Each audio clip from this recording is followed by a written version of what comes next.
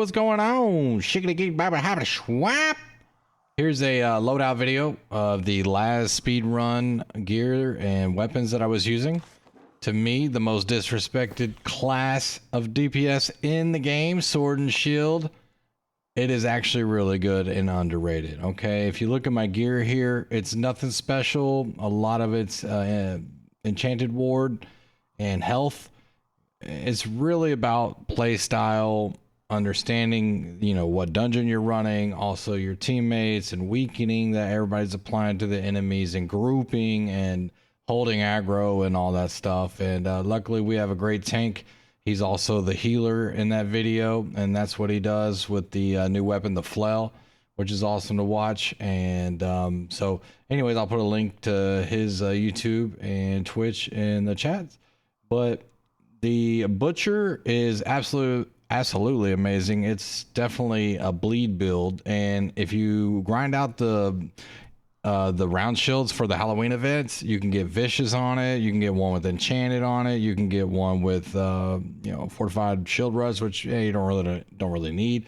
I would say one with vicious, you know, or enchanted, whichever one.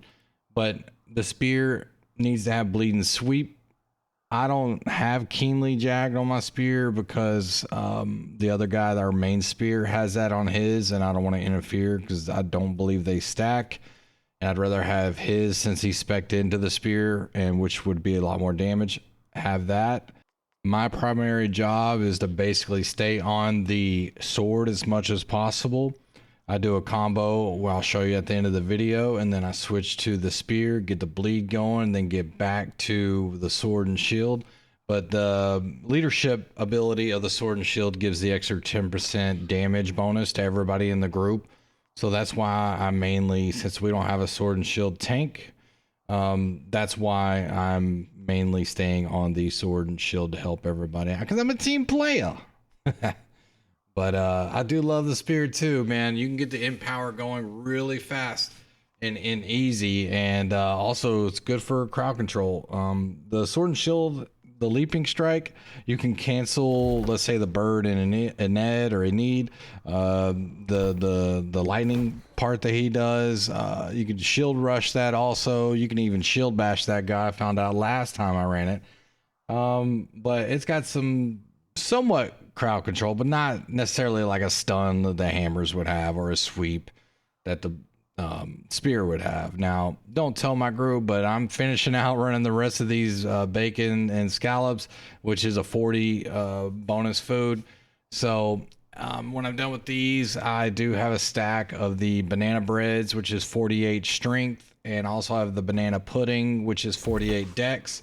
So I will be stepping up to the 48 food, which just came out since the update. If you didn't know about that, definitely get it, because you'll be missing out on 8 points, and you don't want to do that. But right here, this is how I spec with the current food that I have, and I do go to 25 intelligence for the extra 5, the 5% bonus crit.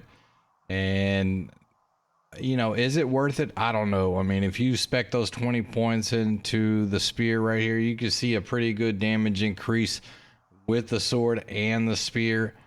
What I'll end up doing is some tests. I'll run a few dungeons with the 25 intelligence and some without, and, you know, see what the numbers are.